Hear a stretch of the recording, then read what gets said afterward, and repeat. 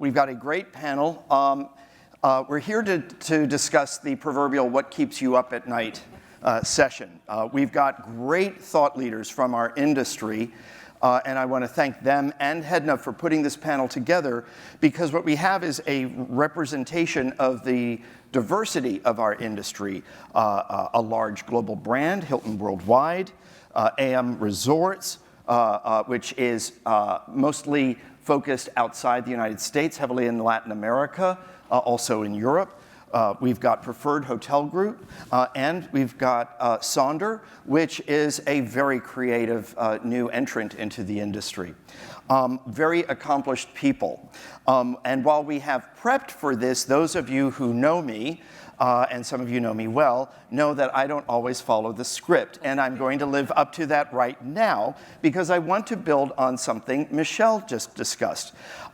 If you had 100 days to do something, what would that something be? Shruti. Wow, you're putting me on the spot real quick. Yeah.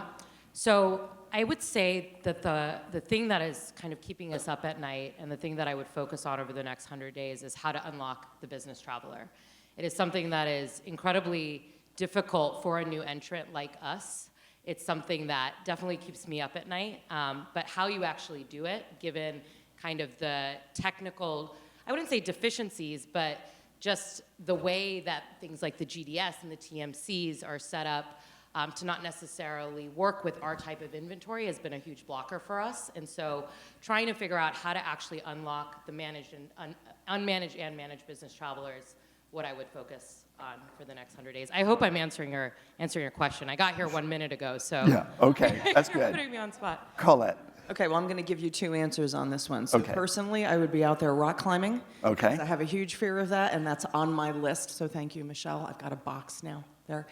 From a business perspective, I think there's an enormous amount of opportunity in a lot of different ways, and that's why we're here, is to discuss these things. But I think that one of the biggest areas of opportunity that we are working very hard to tap is the fact that 42% of the US population now has a passport, which is a 15% increase over 10 years ago and more than double from where we had been 20 years ago. So the customer itself and how they are traveling and what they are viewing is very, very different from a selection set perspective than it had been before.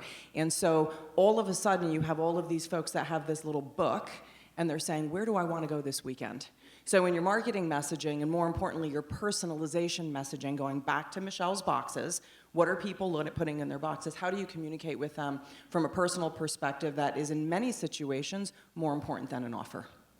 Mm-hmm. And what's interesting is just some of the research we do, more than half of travelers say that one of the best feelings they have is getting a new passport. So, because they want to fill it up with stamps. Kathleen. So I'm just going to stick with the personal, because Okay. that's really what came to mind for me, and that is I have a tremendous fear of heights. I'm not sure exactly what I would do, although I've done parasailing a few times, but something to do with getting over my fear of heights, I think would probably be a good one for me. Okay, Mark? Now, just asking for a friend, is this considered a height to you? Yes. We'll help you out on that. I was wondering in the last session, how many of you thought, what scares the heck out of you building your 2020 forecast? If that was something that came to mind. I think my colleagues have said very similar things to where my head goes, but it's connecting with folks in a really meaningful, authentic way. I think all of us in the room represent premium brands in some way, shape, or form at whatever price point, in a world that wants to commoditize, a world that wants to compete on price, a world that wants to push down and go to the lowest common denominator. And all of us exist because we have a premium, which means we have customers who fall in love with us and say that value is defined not just as price. And I think the ultimate door to unlock that's going to be even more deeper, personalized connections to our travelers, our customers, and the world. Okay. For my 100 days, it would be a toss-up between waiting in line at California DMV to get my real ID or working on my cooking. So, yeah? Okay. So in 101 days, you're all invited to dinner, maybe. Okay. So let's talk about the big elephant in the room that we really cannot ignore, which is this emerging coronavirus and its impact. And I recognize not everyone here has properties in China, but I'm just curious how you all are feeling, because the concern I have as the analyst is, could this lead to a bigger concern among travelers that causes people to travel less or even stop traveling. The UK has cut off flights to China. The US is considering doing the same. United yesterday announced that they're going to suspend most of their flights for at least a week, the first week of February, between the US and China. This is something that is emerging. There is a lot of information, and we just don't know everything yet. But I'm just curious how this may or may not concern you, whether it's the immediate issue or the broader issue of health pandemics. Mark, I'm going to ask you to lead because Hilton has, I think, you do have properties there, and you are a global brand. Maybe I'll approach it from the business side as well as the travel side. On the business side, look, I think this is the benefit and the challenge of being a diversified global company. Right? So at any given time, there can always be something somewhere that gives you pause, whether it's man-made or whether it's a natural incident of some sort. And I think the good news is for us, we're diversified enough that if there's one issue in one place, it's not going to impact the entire business. Look, I think the Chinese should be commended. I think they're doing the best you possibly can in the situation. They're doing a great job of really locking down and cordoning it off. I think consumers will have to decide for themselves ultimately. I think at the end of the day, we're in a golden age of travel where people are more inspired than ever. And we'll see how the next couple of weeks play out. But I think all the steps you can prudently take are being taken at this point. I don't think there's much more you can ask for. And the rest of it's a little bit of wait and see, honestly. Okay. Yeah, I think that Preferred Hotels and Resorts is also a global brand. For us, it's more about supporting our hotels that are over there and really just being there to understand what their needs are. We have ceased our activities over there in terms of any kind of road shows or different activities that we had planned. But we're also just kind of waiting to see how the next few weeks play out. Okay. Colette? I think that any type of issue of this sort is of a high priority for anybody in the business in any way, right? Because one of the big components around this is managing public relations and communications, and managing the media also too is a very important piece. So at AM Resorts, we take it very seriously. We were very heavily impacted by H1N1 about 12 years ago, and put a number of things into play. There are operational tools that every business has in order to be able to manage and ensure that you're not identifying any issue on property, whether it's utilizing local medical staff, et cetera. So taking that into consideration is very important, but also the communication back to the customer and to the public is very, very important about what we're seeing. The slide that went up yesterday showed number of deaths in a very, very concentrated area. So managing and communicating information out with great frequency is very, very important. We've actually already started to do that. We started 2 days ago just to make sure that everybody had what was needed and what was on the same page, as well as the operational execution, because headlines can make or break a business, whether or not they are true or perceived. Right. And that's something that I think that the media has a tremendous amount of responsibility to make sure that what is being presented is indeed factual and is not running rampant, so that we have the support of the media and we can contain the information and support our travelers. That's a key component as well. Okay, great. I'd like to just talk about something Jan Freitag from STR brought up yesterday, which is the growth in the business and the challenges this places on us. Their data showed a 4.4% increase in rooms under construction and a 29% growth from 2018 to 2019 in the number of rooms in final planning. Oversupply creates a number of challenges for all of us, for everyone here. What I'd like to understand, how do you perceive this as the impact on distribution strategies and tactics for you? Is this a good thing, a bad thing?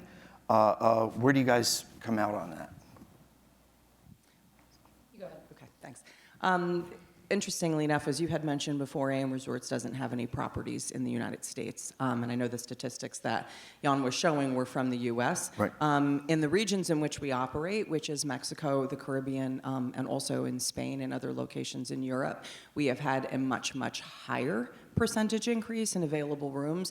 In some destinations over the last 3 years, the available room inventory outside of alternative accommodations has increased 25 to 30%, which is putting massive downward pressure on the ADR.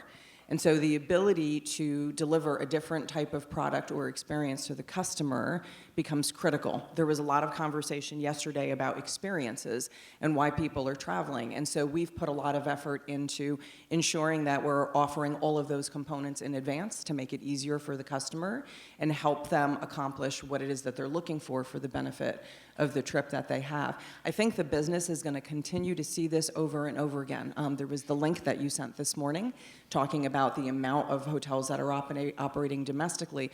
And I think as an industry now, if you take these two factors, the amount of oversupply and the amount of passports that Americans have pulled, we have to rethink the way that we're operating in our business. And so it could be something as simplistic as if you have customers that are coming from Asia, make sure that you have noodles in the room. For 25 cents a pack at Costco or whatever it costs, make sure that they have those comforts of home so you're creating loyalty in that way. It's all interrelated. One thing is not, not specifically related to another component. I would 100% agree with you and just echo you. Chicago is one of our big markets, and that's been an incredible market in terms of a lot of supply growth, but a lot of kind of events have actually gone out of the market too. So you have both of the effects going on. You have demand decreasing and supply increasing. And I would say there's two things that Sonder really thinks about. The first is how do you develop just an amazing guest experience and loyalty so that you can actually get more of your fair market share. Because ultimately, at the end of the day, more supply, less demand means either lower occupancy or lower ADR. So you actually have to believe that your business is going to get a larger fair market share. And how you do that, a bunch of us probably have a different perspective on what lever. But I'll kind of drill in a little bit deeper. I think the other thing is finding the right customer through your tactics around guest experience that are going to be loyal, whether it's the business traveler or whether it's the millennial who's starting to make their kind of decision for the long term, and not necessarily the kind of cost-conscious meta or OTA type traveler. And so being very clear about what persona you're trying to build for and how that's going to ladder up into loyalty and guest experience is really important. But at the end of the day, anyone in economics is going to know that what you have to believe is that you have to actually get more of your fair market share. Right. One actually other point I'd say is the type of supply growth matters too. And so a lot of this stuff in STAR is about hotels. And there's all this alternate accommodations inventory. We're kind of trying to figure out who we are. Are we a hotel? Are we an alternate accommodation? Are we something completely new? But supply in and of itself doesn't mean that RevPAR will decrease, right? It matters if it's luxury or budget or et cetera. I love that last point, right? Not to be Pollyanna, because it does create some macro challenges that you have to work through. But what it's indicative of, and we should feel really good about this, is the world is traveling more, right? We're opening up access to more and more people. So whether it's a new generation in millennials and Gen Z, whether it's Chinese outbound traveler across the world, whether it's price points that before didn't have the option to travel that we're now unlocking for them, we should feel really good that we have smart developers that are seeing there's demand for it. And so it's up to all of us to command brand premiums and make that work for all of us.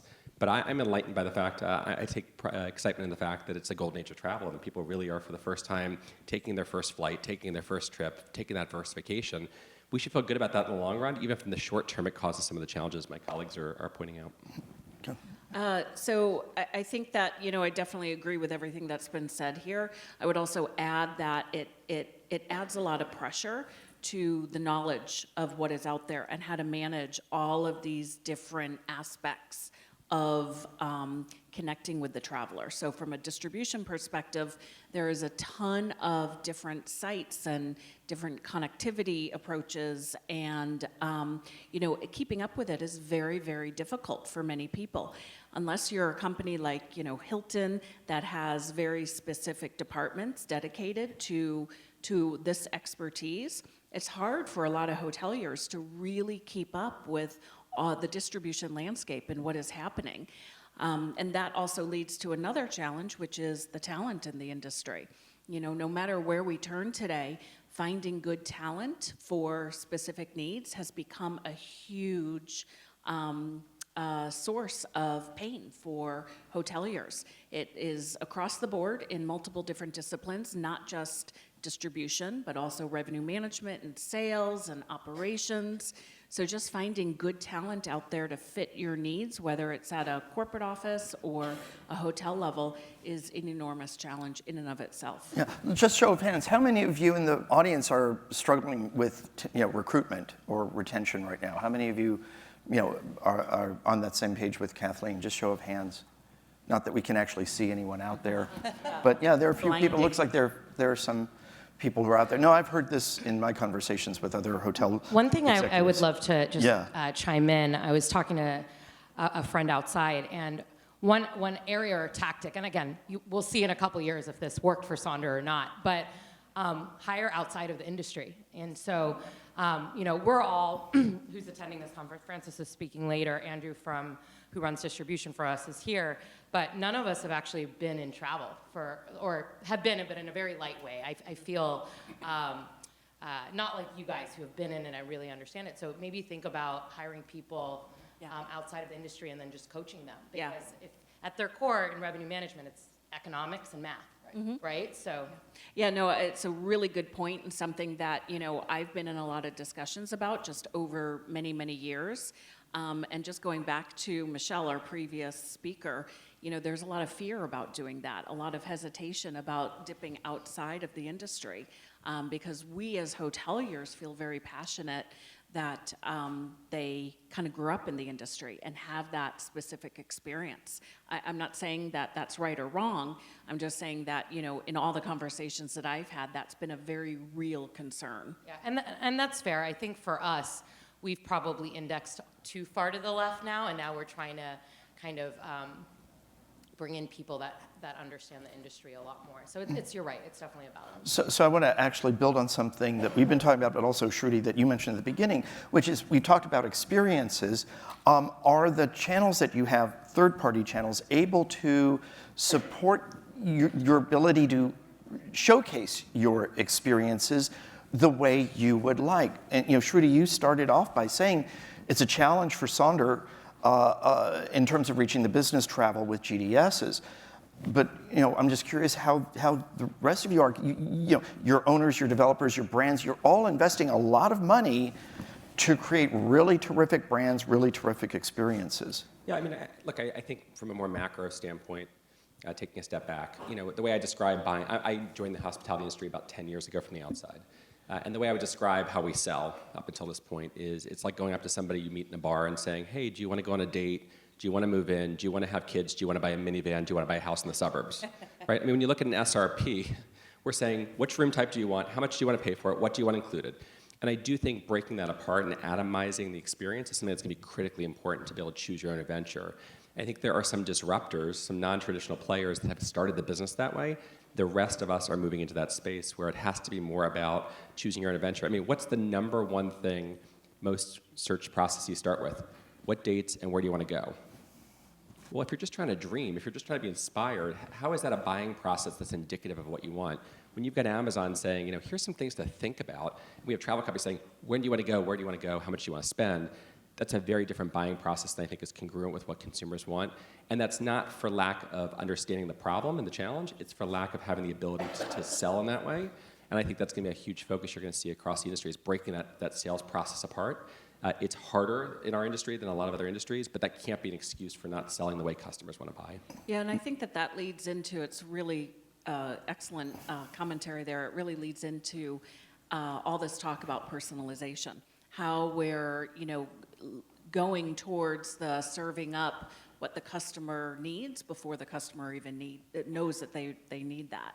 So it really lends itself into that personalization space. I would also say, and this is going to be a bit different, a little bit of a different slant, but there's so many different experts out there and players that really specialize in this, specialize in the booking process.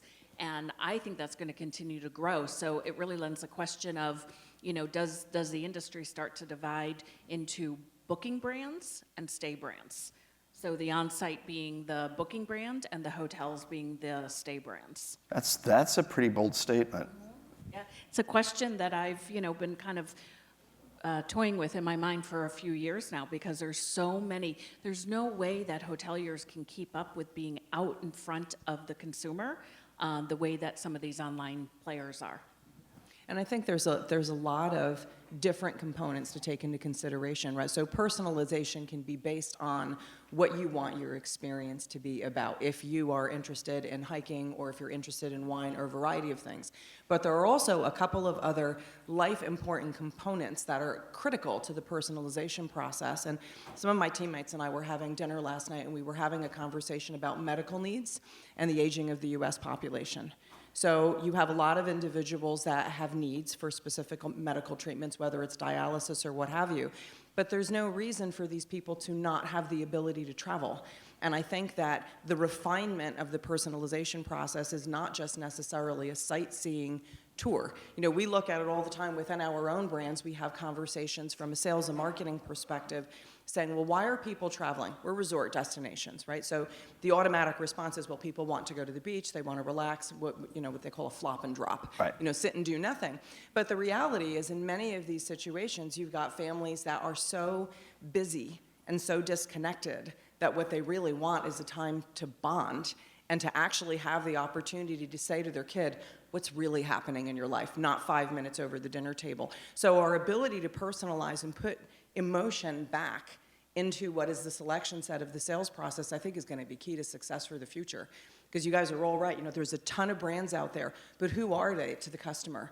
When the slides went up yesterday and the gentleman was saying, I don't even have them all memorized, right? There's more and more that are coming out every day. So if they don't have an individualized connector and a personalized reason to be, some of those brands won't do well because they'll be picking up leftover client and they won't be directed to a particular customer, like you said, Shruti. So it's an important thing to consider. I agree with what you said. It's a big movement. The other thing on that, too, is, sorry, go ahead. I was just going to add that I think I just did one of my fears, making a big statement on stage. All right, very good. Thanks, Michelle. It does strike me, though, that we've twisted up two things together that could be pulled apart. I think it's fundamental as a brand, as the last mile deliverer of the experience, which, by the way, we're all lucky that as a brand you get to have that last customer interaction. We need to have direct relationships with our customers. There is no debate about that, to be able to deliver the personalized, relevant experience they want. Now, we've tangled it up in a distribution conversation around assuming that intermediation means we don't have that. I think there is room for distribution to change in such a way that as long as we had a direct customer relationship, you could allow for other folks to be in that transaction. I don't think that's the scary part of it. I think the scary part is not knowing who the customer is by the time they get to you and you're asked to deliver an experience for them. That's the problem. And so as the third-party distribution space evolves rapidly, and I think we're going to see the most rapid proliferation of new sort of folks in that space pretty soon, that's not a scary thing as long as we ultimately get to know our customer and can connect with them in a meaningful, thoughtful way. Okay, so I want to build on that, which is these are all great in terms of the desire to get to know the customer, the desire to serve the customer, personalization. But there are obstacles we all face. Policy issues, GDPR here in California, the new CCPA. There are external issues that exist, data hacks, data breaches that have occurred, sometimes in our industry, sometimes outside, abuse of that. And what we have seen is a heightened awareness among consumers around these data breaches. And while the vast majority of travelers in the research we do around the world are still willing to share information, it has now declined year over year for going on 3 years. So that doesn't make it as easy to do that. Now, Hilton has a loyalty program and Preferred has a program, so you do have some ways to work around this.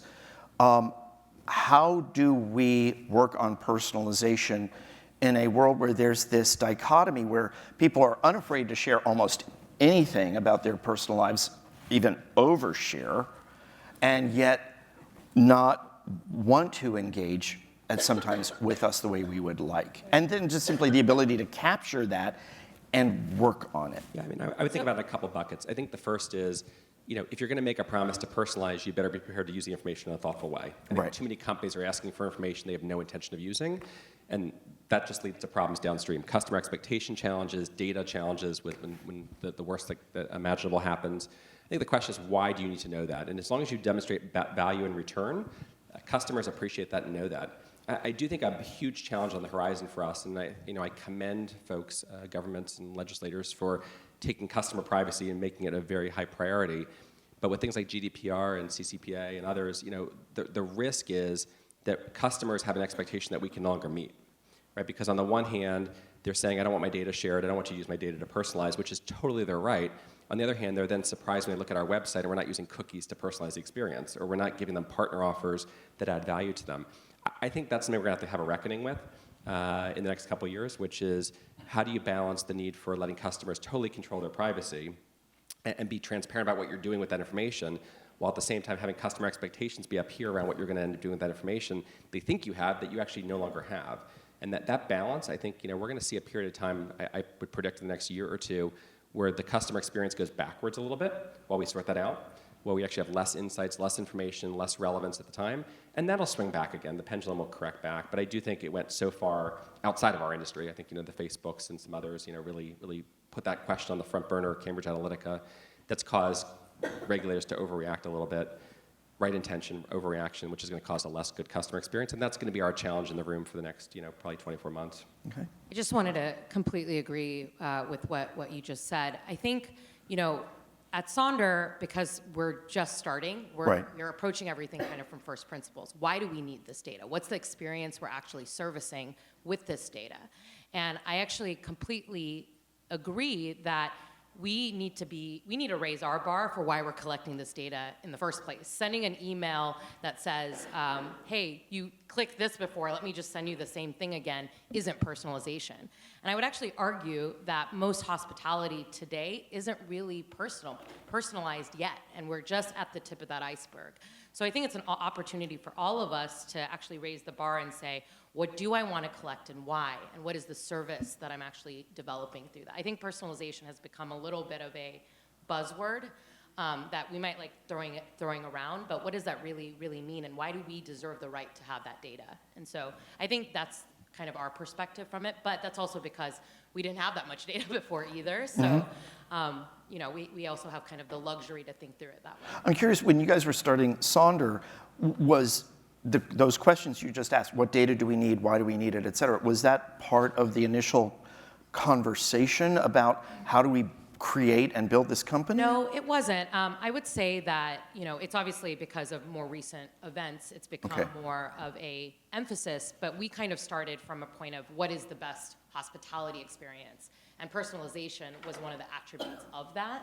And from there, you build, a tech requirement on what types of data you need to actually deliver that experience. But we didn't start with the constraint of data. We started with what's the best experience. But I think that point is great, right? So one of the best brands of personalization, I think, is Starbucks, right? You get the drink you want. Do they try to use AI to predict what you want? No. Do they try to use some algorithm to guess what you want? No. They just ask you, what do you like? And they let you store it in the app. So I also think we're over-engineering sometimes for the problem at hand.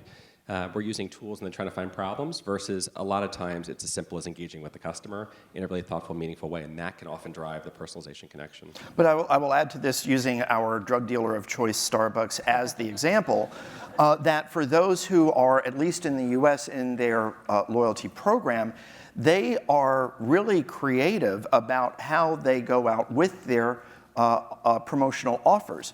Come, and buy this thing that you always buy, you sad, pathetic human, with this thing you haven't tried. Oh, and by the way, do it during this off time when you never come to our stores.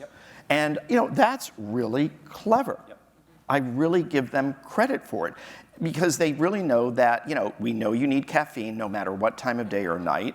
And I think they do it in a very, very interesting way. And I just think we could learn from some of that. And the entry point is they're making a service useful to you. Yes. Right? And I think about, like, in our world with digital key for our rooms, for example, if we're adding a service that's useful to you, then you start engaging, and then you have permission to start to go to the next level and earn your way through it. And so I think your example is spot on, which is they first start with the utility, and then they start adding value to it, and ultimately then they get to personalization. I think the critical component around it also, too, is that it's not data for the sake of data, like Shruti was saying. It's really how do you utilize that information to deliver a feature or a benefit to that consumer. Because if you're not demonstrating something that is of need to that individual, well, you've just become spam and they don't like your brand. Right. Right? So the component around this that I think, and I would love to see a lot more investment in, is about psychographics. You know, we always look at demographics, of course, but psychographics have changed dramatically, right? And so if you look at all of the subdivisions between Gen Z, millennials, everything else that's coming in out, all the way down to Generation Alpha, there's a completely different approach in the way that we need to be looking at things, in the way that we are communicating. So really, the best way for us to do this, and yes, I wish I had an endless budget, would be to find a purpose and a way to place myself that customers are coming to find me, so that I can find their need because it's had a great word of mouth experience and connection, not me trying to drive a sale through them. Then the equation is changed and I represent value to them from the onset instead of me trying to capture a customer. It's a very, very different psychological marketing experience. Well, and just adding to that, you know, taking it right back to, it really goes back to being authentic in your service delivery at the hotel. And hiring for the right types of people to be servicing and delivering that memorable experience, so that they do seek you out and come back. So a couple of questions from the audience through this through the app. I'll start with the one. This is an interesting one. Google and Amazon will have the customer graph. Agree or disagree? Will they? Do they already? I mean, as someone said yesterday, it's Amazon's world, we just live in it. True or not true? You know, mostly true. I think the only part that they don't have access to today, and again, this is what I love about being the last mile and the fact that our team members get to interact and have that human interaction, is they don't actually know what happened, right? So they know what's likely to happen. They know you made a reservation, but think about it. They actually don't know that you've showed up to the hotel. They don't know when you're at the hotel what you're doing. They don't know how you engage, what your preferences are there. And so they very much have ability to see very close to what's likely to happen. And I'm sure you can surmise, you know, when you start to look at financial records, they probably did stay at the hotel, et cetera. But we've got that last little critical insight. And I think most importantly, we've got the ability for humans, people serving people, to actually interact. And they will never have that. And so again, I think there's a lot of debate to be had. It could be a fun conversation around economics or data flow or whatever else around how a customer gets to our hotel. You know, but I think all of us on the stage and a lot of you in the room have the, you know, the totally enviable position of having that direct customer relationship and having hundreds of thousands of people who are hospitality people, they're hoteliers, they get to interact with that team member. We will always own the emotional connection point, regardless of how far these folks move into the distribution chain. I mean, yeah, go ahead, please. I would just add, when you think about like a customer graph, you actually have to start from the booking cycle to the stay, right? Right. So there's even other components in here that aren't Google and Amazon, which might be more the transaction, but how do you think about travel? That's actually a social network. Like, that's a huge platform that contains a lot of information around what someone wants to do in terms of their trip. And then the last point is completely true, which is the rest of the graph is actually where the transaction actually occurs. Right. Right. So this is an interesting question. Isn't the best personalization opportunity our staffs? Aren't they really a core of creating that loyalty that we would all like to have? Completely agree. And I love the comment about, you know, treat your staff really well. If they feel valued, if they're having a good experience, then they will pass on that same value and good experience to the customers. It goes really back to the basics of happy staff, happy employees, happy customers, happy owners. I think encouraging staff to think independently within the realms and the rules of what your brand allows, but offering the ability to have courage in the way that they interact with customers is very, very important. And we have a story. We do something we have that's called Wow Stories. And basically, it's stories that are posted by the general manager of interactions that staff have had.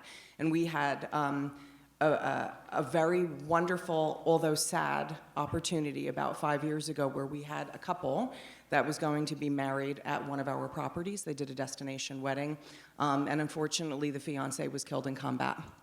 And so we had this scenario where we're managing the bride, managing the family, and she was trying very, very hard to come to terms.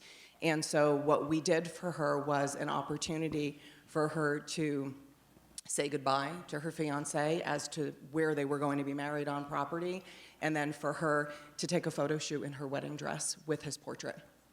And that is an opportunity of taking something to a whole other level. It's a massively life-changing experience. But it wasn't like, oh, we're sorry. It was, no, we care, and we're going to put you in a warm, fuzzy blanket and help you not have a negative perspective on what this destination was or a property or what have you. And she wrote some beautiful things about how it helped her take what was supposed to be her magic day and turn it into something else that was healing. And that means a lot. And it was the team on property. I would love to say that my team was responsible for that. But it was the team on property that recognized the humanity of that situation and how she needed to be cared for and to be treated. And that is an amazing type of story. And those types of things need to be encouraged throughout the business because we're all people. Right. This is a people business, right? And so it's that emotional component that really makes that connection. It's interesting because, thank you for sharing that. That's Sure. a beautiful, really special story. It's interesting because we don't have staff, right? So Sonder is completely tech-enabled, and it's all self-service. And so it's interesting, how do you create loyalty when it's self-service? Or there is some human connection, but it's through text message or different things. And so this is an interesting question because I think that when we've done a lot of our research around personalization, what we have found in the millennial demographic is self-service is actually quite important to the personalization journey. That they know what they want already, and they just have to be serviced up how to actually get those things. So I think there's a lot of different ways that you can, whether staff is replaced with technology, I think the key here is to understand what your guests want and then service it up in any lever. Well, and I think the technology is a great point, right? Which is our teams have the heart to do it. They need the information and the insight at the right time to do it. So getting them the right insight to act upon. And I also think the other part of the technology journey, I think Sonder is really out there as well, is if you can enable the routine stuff, like in our case, digital key. I mean, we had 85 million doors open with digital key. That allows the team members to do things they do best, which is connect with humans, right? Text, whether it's text or face-to-face or whatever else. And so I think the threat of technology is a misnomer. It's an enabler of letting our people get back to what they do best, which is deliver the loyalty, deliver the hospitality, deliver the personalization, and routinize the thing that is least important, which is the transactional. Right, but it's also allowing to adjust for the preferences and sensitivities from people from different parts of the world who may have different levels of comfort or different expectations, right? I'm going to add a little bit of a different spin on that, if that's okay. So totally agree with everything that you guys are saying in terms of allowing our people to get back to the basics and really focus on the heart of hospitality.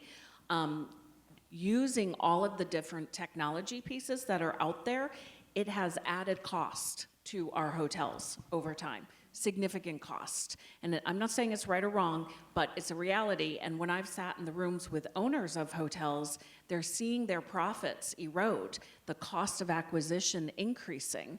And it becomes very, very difficult for hoteliers to make sure that they are focusing on allowing their team members at the hotels to be that authentic self and let them think and go the extra mile, because owners go and cut so much other expenses because the cost of acquisition is rising, and it's the reality of today. So what do? They go back to what they know and control expenses. And that has a negative impact on being able to deliver that service that we're talking about.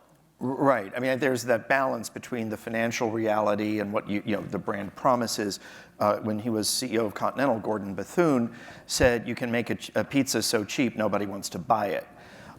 So I think that we have a fiduciary responsibility as executives and as leaders to our brands, to our businesses, to our owners. Yet at the same time, we are selling these experiences to the guest. So how do we do this? I mean, how do we say, okay, this is good, this is too much? I think the key is making sure the cost is going to things customers value. Right. So we talk about this a lot in distribution. If people are adding value to the distribution chain, we should pay for that. That should cost money. They totally get that. But there's a lot of things that we've abdicated and we need to take back control of a little bit more on around it's a non-value add and it's at a cost, and that cost is not coming out of the owner's pocket. It comes out of the customer's pocket ultimately, whether it's a higher price or whether it's a less good experience or whatever else, and ultimately that'll bring down the brand. You get this virtuous cycle downward, this vicious cycle downward.